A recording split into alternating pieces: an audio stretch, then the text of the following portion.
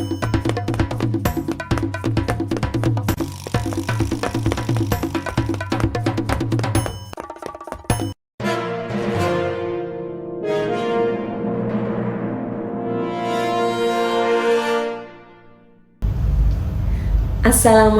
warahmatullahi wabarakatuh. Halo kawan pajak, berjumpa lagi di podcast Jejak Jelajah Pajak episode keempat. Sebelumnya perkenalkan, saya Prista, penyuluh pajak KPP Pratama Jakarta Global Petamburan yang akan memandu podcast pada hari ini. Dan di sebelah saya sudah ada rekan kita Mbak Ayun. Ya, Mbak Prista. Selaku penyuluh KPP Pratama Jakarta Global Petamburan yang pada hari ini akan menjadi narasumber di podcast kita hari ini ya. Kemudian Mbak Ayun, gimana kabarnya Mbak Ayun di akhir tahun ini Mbak? Oke, akhir tahun ya. Sudah menjelang 2025 ya Mbak 2025, ya. Oke, akhir tahun 2024 alhamdulillah baik Mbak Prista. Semoga nanti sepanjang tahun 2025 juga lebih baik lagi ya Mbak ya. Kemudian kawan pajak, seperti kita ketahui gini Mbak Yun ya, akhir-akhir ini kan sering terdengar Cortex itu ya di perpajakan. Nah, pada episode keempat ini kita akan membahas tentang Cortex.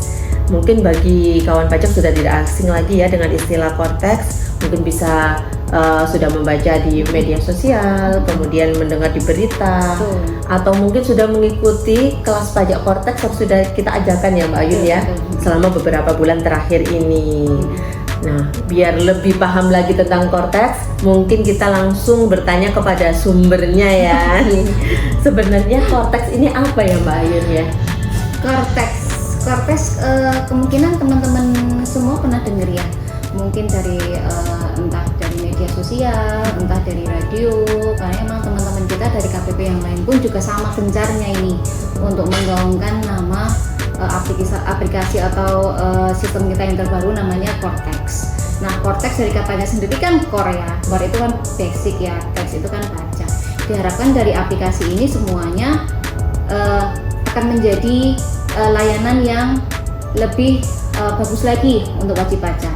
Seperti itu. Sebenarnya kalau ngomongin Cortex, kalau kita mau mengacu dari sumbernya, asal usulnya itu kan panjang ya Mbak Prista ya. Jadi kalau kita singkat atau kita peringkas aja untuk informasinya, Cortex itu sendiri adalah sistem administrasi layanan pajak yang nantinya akan meningkatkan otomatisasi dan digitalisasi layanan. Jadi layanan pajak nanti akan lebih otomatis dan akan lebih terdigital ya. Jadi kita berusaha untuk mengurangi mekanisme yang manual seperti itu dengan adanya Cortex ini. Ini juga merupakan bagian dari proyek teman-teman kita yang ada di PSIAP ya. Kalau pernah dengar PSIAP, itu adalah tim yang ada di Direktorat Jenderal Pajak yang merupakan pembaharuan sistem inti administrasi perpajakan, singkatan dari PSIAP itu sendiri. Intinya Cortex ini nanti akan menggantikan sistem yang ada sekarang. Kalau sudah biasa dengar DJP online, mungkin sudah biasa dengar e-faktur, ada lagi web e-faktur seperti yang Mbak Prista ya. Nah, nanti akan digantikan oleh Cortex ini. Penggantinya cuma satu aja, si Cortex ini. Jadi satu di Cortex gitu ya. Satu di Cortex itu aja, dan ini semua sudah ada dasar hukumnya, ada di PMK 81 tahun 2024. Nah, mungkin DJP kan selalu mengajarkan pembaharuan, perbaikan gitu ya. Salah satunya lewat Cortex ini gitu ya Mbak Ayun ya. Kemudian sebenarnya apa sih Mbak urgensi Cortex ini ada? Jadi kenapa sih harus migrasi dari yang sudah kita gunakan selama ini ke Cortex? Iya, Cortex ini intinya karena memang merupakan solusi ya. Kita harapkan merupakan solusi, atau kita optimis ini adalah solusi dari keterbatasan yang ada selama ini gitu ya. Jadi kalau untuk saat ini diantaranya yang sudah berhasil kita saring dari keterbatasan yang ada, yaitu kalau yang sekarang itu dia belum mencakup semua proses bisnis Mbak Pris ya. Kemudian juga dengan beberapa aplikasi, beberapa saluran yang ada sekarang itu justru meningkatkan beban akses dan pengelolaan data. Karena masih terpisah-pisah gitu ya Mbak ini ya. Karena tidak terintegrasi, terpisah-pisah, dan datanya itu tidak terkumpul jadi satu seperti itu guys, intinya ya. Kemudian juga ini merupakan harapan kemudian perwujudan dari penyesuaian dengan dunia digital yang sekarang. Diharapkan dengan adanya Cortex kita bisa sudah lebih menyesuaikan ya dengan kondisi digital yang sangat cepat sekali berkembang. Seperti itu. Jadi kayak sistem yang lalu masih terbilang agak lama gitu ya. Sekarang kita perbarui lagi dengan sesuai dengan yang perkembangan dunia digital saat ini. Kemudian kalau manfaatnya Cortex itu apa aja, Mbak? Kalau manfaat itu kan bisa dilihat dari beberapa sisi ya. Manfaatnya untuk pegawai apa, manfaatnya untuk wajib pajak terutama itu apa, kemudian untuk stakeholder DJP itu sendiri itu apa, kemudian untuk si instansi DJP sendiri ini manfaatnya apa. Harapannya Cortex ini memang membawa manfaat positif untuk semua kalangan ini yang terkait dengan DJP. Yang terkait. Kalau untuk wajib pajak ya pastinya harapannya Cortex ini akan membawa kemudahan dalam layanan perpajakan yang kita sediakan seperti itu. Jadi satu portal aja cukup untuk semua layanan yang kita berikan, harapannya seperti itu ya. Kemudian untuk pegawai sendiri bagi kita pelaksana di kebijakan ini, harapannya ya manfaatnya ini akan mempermudah pekerjaan kita ya Mbak Prista ya. Kita akan bisa lebih paperless lagi tentunya, kemudian juga lebih produktif, kemudian sistem terintegrasi ini akan meningkatkan kapabilitas semua pegawai tentunya. Kemudian kalau untuk instansi Direktorat Jenderal Pajak sendiri ya, untuk Cortex ini ya pastinya akan lebih kredibel dan lebih dipercaya ya bagi DJP itu sendiri, dan kemudian lebih akuntabel dan diharapkan dapat meningkatkan kepatuhan wajib pajak dan kinerjanya juga akan meningkat. Kalau untuk pemangku kepentingan atau stakeholdernya yang diharapkan data-datanya kan real time ya, nanti bisa dilihat kalau memang membutuhkan data dalam waktu yang singkat, dan tentu saja meningkatkan kualitas dan fungsi kita sendiri di hadapan pemangku kepentingan seperti itu. Nah, banyak sekali ya kawan pajak ya, dengan adanya Cortex nanti keuntungannya banyak sekali ya buat wajib pajak sendiri. Jadi mungkin untuk biaya perpajakan ya, misalkan jadi untuk mewujudkan kepatuhan sendiri wajib pajak itu menjadi menurun ya, diharapkan seperti itu ya Mbak Ayun ya. Karena mungkin dengan sistem yang lebih mudah kan wajib pajak bisa melakukan sendiri ya dengan mudah, jadi tanpa menambah biaya-biaya lagi yang selama ini sudah dikeluarkan gitu ya. Misalkan kayak mungkin rekrutmen yang bantuan untuk konsultan atau lain-lain gitu ya. Kemudian data-datanya itu pasti akan lebih akuntabel dan real time ya. Semua kan nanti informasinya ada di situ ya. Jadi sebenarnya kalau informasi yang sekarang, informasi lengkapnya kan ada di kita nih. Ya, nanti untuk aksesnya gitu ya. Nanti di portal Cortex nanti semua informasi terkait wajib pajak itu sendiri bisa diakses sendiri gitu ya Mbak Ayun ya. Nanti dia akan bisa lihat sendiri di situ. Berarti nanti dengan adanya Cortex ini banyak memberikan kemudahan ya. Buat wajib pajak ya Mbak Ayun ya. Menambah akses gitu. Mantep banget ya. Soalnya untuk laporan pajak biasanya kan masih terpisah-pisah ya Mbak Ayun. Kalau BPN kita pakai e-faktur. E-faktur pun masih ada 3 web ya Mbak Ayun. E-faktur, web e-faktur, Innova. Nanti berarti nggak pakai terpisah-pisah seperti itu lagi ya Mbak Ayun? Iya. Jadi kalau dari sisi e-faktur ada banyak sekali nanti perampingan mekanismenya ya, kayak nanti nggak ada lagi permintaan nomor seri seperti itu. Nanti kalau kita kan sekarang minta nomor seri dulu di Innova gitu ya, kalau belum direkam kan nggak bisa bikin faktur. Nah, nanti di Cortex langsung bikin aja di situ. Kalau lupa biasanya kehabisan nomor seri nggak bisa bikin faktur di tanggal tersebut gitu ya. Berarti nanti kalau Cortex udah nggak bisa kayak gitu lagi ya. Iya betul. Lebih memudahkan banget ya. Satunya seperti itu. Mantep banget ya kawan pajak ya. Kemudian mungkin untuk proses bisnisnya, apakah ada perubahan Mbak Ayun proses dibanding yang sekarang sudah berjalan? Kalau di Cortex sendiri sebenarnya ada 5 probis ya, kita bilang ya. Ada 5 probis, itu ada proses bisnis registrasi, pembayaran, pelaporan SPT, kemudian bisnis taxpayer management, dan bisnis layanan perpajakan. Kalau singkatnya untuk bisnis registrasi itu kita akan memberikan kemudahan registrasi Mbak Prista, karena dapat dilakukan melalui berbagai saluran dan bisa di KPP mana aja. Kemudian memberikan kesederhanaan melalui NIK sebagai NPWP, kemudian 1 NPWP untuk 1 entitas untuk pusat dan cabang ya, ini untuk loginnya ya. Kemudian untuk memudahkan wajib pajak dalam berinteraksi dengan DJP sendiri, itu nanti termuat di dalam Cortex ini dari sisi registrasi ya. Kalau dari sisi bisnis pembayaran itu 1 kode billing untuk beberapa jenis pajak.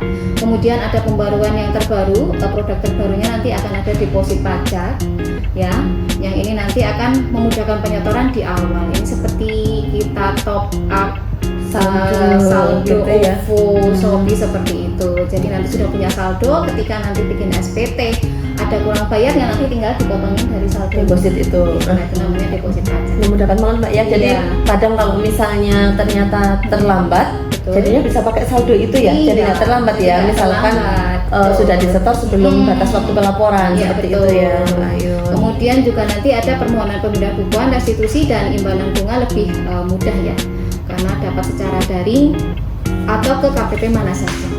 Nah, selanjutnya dari proses bisnis pelaporan SPT-nya itu cukup dilakukan dengan 1 aplikasi, yaitu Di Cortex Cortex itu ya, Mbak. Nah, kalau sekarang kan DJP online hanya untuk ibu pot 21 sama unifikasi sama tahunan yang DJP online ya. Sedangkan untuk PPN-nya kita ada di Web e-faktur ya. e-faktur ya. Kalau nanti Cortex semuanya nanti masuk di Cortex itu. Kemudian tadi yang sudah kita sampaikan, tidak ada lagi mekanisme pengambilan nomor seri untuk faktur pajak, dan kompensasi pajak masukan tersedia secara otomatis. Dan nanti di Cortex itu sendiri kan memuat rekening dari wajib pajak. Jadi nanti ketika ada lebih bayar pengembalian, nanti tidak ada lagi mekanisme permintaan nomor rekening ya. Oh, langsung dari situ ya Mbak Ya, Ayu nanti muncul dari ya. situ. Nanti memilih rekening yang mana gitu ya. Betul. Dan juga data bukti potong juga sudah real time ya, nanti tersedia di situ, nanti bisa dilihat oleh pihak yang dipotong. Yang dipotong. Berarti kalau karyawan misalkan untuk bukti potong PPh pasal Betul. 21 yang bulanan dan tahunan Nah, muncul di akunnya muncul di karyawan akunnya tersebut dia. gitu ya. Betul, iya. Kemudian dari sisi bisnis taxpayer manajemennya itu Cortex menyajikan data atau informasi dalam satu aplikasi dan relevan informasinya itu Mbak. Dan kemudian tersedia ini pembaruan lagi, ini ada fitur buku besar atau ledger. Kalau ledger itu kan isinya debit sama kredit ya. Nanti di situ akan kelihatan berapa debitnya, berapa kreditnya, dan berapa saldonya yang masih dimiliki oleh si wajib pajak itu. Kemudian kalau dari sisi layanan perpajakan, kebetulan kan layanan perpajakan sementara ini di DJP Online sudah ada banyak sebenarnya ya. Kalau kita lihat di menu IKSWP, itu kan kalau kita pilih keperluan dari itu aja udah ada banyak ya. Iya. Ada pemberitahuan NPPN, Belum yang langsung Iya, sampai betul. ke KPP ya, ke TPT. Iya, nanti ada PBK juga masuk DJP Online, SKD, SKPD seperti itu kan semuanya sekarang ada di DJP Online. Satu ya. Itu semua nanti ada di Cortex ya. Jadi terkumpul jadi satu pintu. Lebih lewat mudah Cortex. banget nih. Ya, kemudian ya. terintegrasi juga dengan proses bisnis lain sehingga memudahkan pelacakan riwayatnya, riwayat permohonan. banget ini ya. Kemudian dapat diakses mandiri melalui portal masing-masing wajib pajak. Nah itu yang paling penting juga Betul, ya kawan pajak iya. ya. Jadi lebih mudah, bisa diakses kapanpun, dimanapun, asal ada internet gitu ya Mbak Ayu. Iya, Kita bisa akses. Kemudian tadi kita bisa melacak. Nah itu baru ya Mbak Ayu Iya, ya, dan betul. sangat membantu ya. Biasanya Iya. kan wajib pajak misalkan sudah masukkan permohonan, ini Tanya sudah sampai progres. mana nih progresnya, bertanya-tanya. Sekarang bisa real dilihat time sendiri. gitu ya, lihat sampai Bisa kemana dilihat sih permohonan sendiri di saya. situ. Mudah ya wajib pajak ya. Kemudian kira-kira yang harus dipersiapkan oleh kawan pajak untuk menyambut Cortex ini apa Mbak Ayun yang paling penting? Cortex yang penting sekali adalah pemadanan NIK dan NPWP yang bagus. Pemadanan NIK dan NPWP ini harus mutlak, Harus ya, harus mutlak. dan mutlak ya. Karena nanti untuk login Cortex itu ya kawan pajak nanti harus login pakai NIK masing-masing, NIK masing-masing orang pribadi. Baru ketika dia login, nanti dia akan bisa memilih untuk dia bertindak sebagai dirinya sendiri atau dia impersonate dalam arti mewakili suatu perusahaan. Jadi keberadaan NIK yang sudah padan dengan NPWP ini sangat penting sekali. Seperti itu. Sekarang aja kalau yang belum pemadanan NIK dan NPWP beberapa ada kendala ya. Beberapa yang kita Untuk layanan ya, yang sudah iya. berjalan saat ini ya. Ketika datang ke loket TPT, ternyata NPWP sama NIK-nya belum padan, Tidak bisa lanjut ya Mbak untuk mengajukan permohonan. Layanannya jadi kemudian sebelum di launching, dirilis gitu ya, sebelum dirilis Cortex-nya, saat ini di DJP Online kan ada simulator Cortex. Simulator. Ya, itu apa sih Mbak Yud? Simulator Cortex terpandu, nanti kawan pajak bisa coba sendiri di DJP Online. Ketika habis login nanti di profil di depan itu sudah ada gambarnya, dan tulisannya besar sih di situ, harusnya kelihatan ya. Namanya simulator terpandu Cortex. Itu adalah suatu simulator atau panduan bagi kita yang pengen tahu seperti apa sih nanti Cortex gitu kan. Nanti diawali dari login, nanti dari login itu nanti apa saja yang nanti kita lihat menunya, ibaratnya masuk di DJP Online menunya seperti itu. Ketika saya login saya lihat tampilannya seperti ini. Nah itu sama, nanti ketika sudah mendaftar di simulator terpandu Cortex nanti akan dapat link. Jadi akan masukkan email, kemudian di situ dari email itu nanti akan mendapatkan balasan dari tim IT kita dari kantor pusat Mbak Pris ya. Di situ nanti dapat password, kemudian ID login sama link untuk loginnya. Di situ nanti dia bisa coba sendiri di situ. Oh, kayak mana nih tampilannya? Seperti itu. Melihat-lihat tampilan Cortex nanti gitu ya, yang akan kita gunakan. Oh, ternyata mungkin ada ibu pot, ada SPT, ada pembayaran, ada ledger, ada apa nah?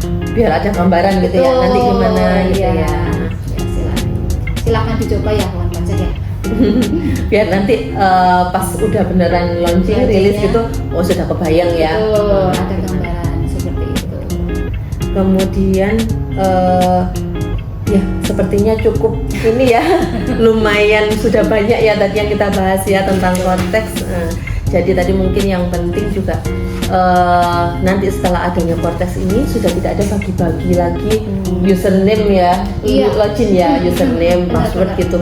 Jadi masing-masing orang tadi kan dijelaskan oleh Mbak Ayun, ada yang login sebagai dirinya sendiri, kemudian ada yang impersonating ya, bertindak sebagai gitu ya. Makanya loginnya ya pakai diri saya sendiri gitu ya Mbak Ayun ya. Bukan dipakai untuk satu login untuk bersama seperti yang saat ini ya. Jadi lebih aman ya Mbak Ayun. Lebih aman juga karena nanti kan di Cortex nanti bisa menambahkan siapa wakilnya, siapa kuasanya, wewenangnya apa juga bisa disetting. Oh si A ini saya tunjuk sebagai perwakilan kantor atau mengurusi perpajakannya kantor istilahnya ya, untuk pasal 21-nya doang. Nah si B ini untuk pasal 23-nya doang. Itu jelas berarti batasan wewenangnya ya. Jelas. Ini sampai mana? Oh sampai lapor SPT, ini cuma sampai bikin dipotong doang. Itu nanti bisa disetting di Cortex seperti itu. Sangat mantap banget ya kawan pajak. Semoga nanti sesuai dengan harapan kita ya Mbak ya, membawa perubahan lebih baik lagi bagi layanan perpajakan DJP ya. Nah untuk kawan pajak mungkin tadi kan sudah sedikit banyak kita bahas ya tentang Cortex. Tapi mungkin kawan pajak misalkan masih ada pertanyaan tentang Cortex, silakan nanti bisa langsung datang ke KPP, bisa lewat ke loket helpdesk, atau mungkin kalau nggak sempet datang ke KPP bisa chat WA ya Mbak ya. Chat WA helpdesk, atau bisa juga nanti mungkin follow akun Instagram kami ya, di @pajak_Grogol_Petamburan. Di situ nanti ada informasi-informasi terkini atau mungkin informasi tentang kelas pajak dan lain-lain gitu ya. Sepertinya cuma ada yang ketinggalan ya Mbak ya. Boleh kita tadi kan sudah dipastikan ya, nanti untuk login itu kan pakai nick masing-masing pribadi. Kemudian satu lagi yang jangan sampai kawan pajak ini terlewat adalah siapa PIC-nya. Siapa PIC di suatu perusahaannya. Karena si PIC ini akan punya wewenang keseluruhan, semua akses dia akan bisa si orang yang menjadi PIC ini. Nah, rata-rata kebanyakan yang sekarang terjadi, mereka nggak ngerti PIC-nya siapa. Apakah karena sering diganti atau bagaimana, kita kan juga nggak ngerti ya.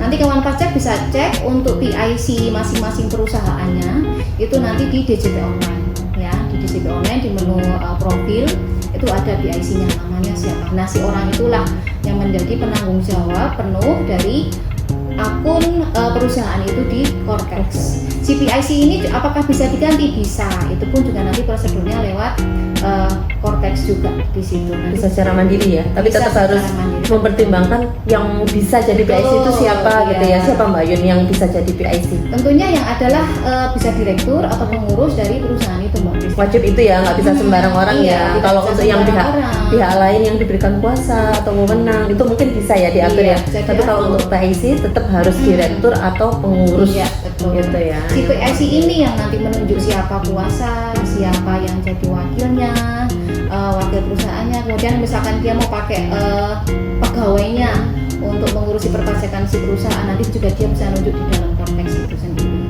Gitu. Jadi harusnya ini lebih aman ya. Iya. Seperti sekarang asal punya login-nya, tahu EV-nya, semua bisa akses. Bisa Seperti akses, itu bisa lebih aman ya. ganti login gitu ya Mbak ya. Baik, mungkin kemarin itu ada yang banyak ditanyakan oleh kawan pajak nih Mbak Ayun Iya. tentang pembuatan kode billing untuk pembayaran. Oke. Kalau saat ini kan bisa mungkin belum lapor SPT, kemudian bikin kode billing aja dulu. Kalau nanti di Cortex gimana nih Mbak Ayun? Kalau Cortex kalau kita lihat itu sekarang nanti harusnya udah nggak bisa ya. Jadi nanti semuanya harus urut ya kawan pajak ya. Dari kita bikin bukti potongnya dulu, atau kita bikin fakturnya dulu, kemudian kita posting, kita bikin draft SPT-nya dulu, baru nanti di situ akan tercreate billing. Ya, nanti akan tercreate billing di situ. Dan nanti kalau billing ini sudah dibayar, nanti otomatis akan terlapor. Oh berarti Iya. nggak bisa kayak kemarin ya Mbak Ayun ya yang terpisah-pisah. Kemudian jadinya banyak yang Iya. bayar aja tapi nggak lapor Iya, benar. SPT gitu ya. Kalau Iya. nanti pasti wajib lapor. Wajib lapor. Setelah dibayar SPT-nya otomatis kekirim. Otomatis kekirim. Jadi nanti tidak ada lagi mekanisme input NTPN-nya. Nggak ada lagi mekanisme input NTPN seperti itu. Jadi nanti Cortex ini juga kalau di kita kan sudah sosialisasi untuk wajib pajak kita, untuk wajib pajak badan, kemudian beberapa OP juga sudah, dan untuk instansi pemerintah juga kita sudah Mbak. Jadi instansi pemerintah yang terdaftar di KPP Grogol Petamburan sudah kita sosialisasi juga Tentang Cortex tentang ya, instansi Cortex. pemerintah. Karena memang agak beda dikit ya untuk menu instansi pemerintah, tapi overall sama sih. Kemudian mungkin satu lagi deh terakhir nih Mbak Ayun. Boleh. Mungkin untuk wajib pajak masih bertanya-tanya kalau misalnya saat ini untuk misalkan PPN gitu ya, kalau dia transaksinya banyak, untuk pembuatan faktur pajaknya iya, kan pakai impor. Impor. Kalau nanti di Cortex tadi kan nggak ada nomor seri faktur pajak gitu iya. ya, apa harus input satu-satu nih Mbak Ayun? Nanti mekanismenya tetap ada Impor namanya gitu ya? skema upload ya, kalau kita bisa nyebutnya skema upload di situ ya kawan pajak ya. Nanti di situ akan bisa untuk mengupload dalam jumlah yang banyak. Jadi nggak perlu key in ya, kalau kita bilangnya sekarang kan key in satu-satu itu nggak perlu. Nanti cukup impor ekspor istilahnya ya, pakai data XML. XML ya, yang baru ya. XML, ya. Seperti itu kawan pajak, nanti bisa dipelajari kalau sudah istilahnya launching seperti apa nanti. Iya. Kita spill aja ya Spill kira-kira aja. Cortex kayak gimana. Sepertinya sudah cukup Mbak Ayun ya, sudah cukup lengkap ya tadi ya, dari awal sampai akhir. Nah kawan pajak, kami ucapkan terima kasih sudah menyimak podcast kita pada hari ini. Saya juga ucapkan banyak terima kasih nih ke Mbak Ayun ya selaku narasumber pada hari ini. Kemudian untuk terakhir kalinya lagi, mungkin Mbak Ayun punya pesan nih buat kawan pajak. Kalau pesannya ya, ini udah Desember ya, ini udah Desember, sebentar lagi akan memasuki masa lapor SPT tahunan ya, Betul kawan nih, pajak ya. benar. Jangan lupa lapor SPT tahunan tepat waktu. Kalau untuk orang pribadi jangan lebih dari Maret, kalau untuk badan jangan lebih dari April. Lebih awal lebih nyaman ya Mbak Ayun awal ya. lebih nyaman. Terus saya ada nanya biasanya Mbak, kalau untuk lapor SPT tahunan ini nanti kok udah pakai Cortex? Iya. Pada deg-degan ya. Iya. Launching aja belum tahu ini gitu ya. Ya, konon kabarnya masih pakai DJP online untuk yang tahun pajak 2024 ya. Untuk SPT tahunannya ya Mbak Ayun SPT ya. tahunannya ya, konon kabarnya masih pakai yang DJP online. Terus ini nanti kawan pajak tidak perlu khawatir seperti itu. Ada lagi Mbak Ayun? Ada lagi apa ya? Oh iya, biar nggak ketinggalan berita, kawan pajak silakan ikuti atau follow IG kami @pajak Grogol Petamburan. Semua informasi ada di situ. Kami juga nanti akan buka kelas pajak baik luring ataupun daring. Nanti semua informasinya ada di situ, dan biasanya pendaftarannya kita share di situ ya Mbak. Untuk pendaftaran kas pajaknya ya Mbak Ayun betul. ya. Nanti ada link pendaftarannya akan kita share di situ, nanti biar teman-teman kawan pajak tidak ketinggalan dan bisa Ya, apalagi nanti musim SPT tahunan kita biasanya ada mengadakan kelas pajak untuk SPT tahunan ya Mbak Ayun ya. baik orang pribadi maupun badan gitu ya. Kayaknya cukup ya Mbak Rista ya. sudah cukup lengkap sepertinya Mbak Ayun.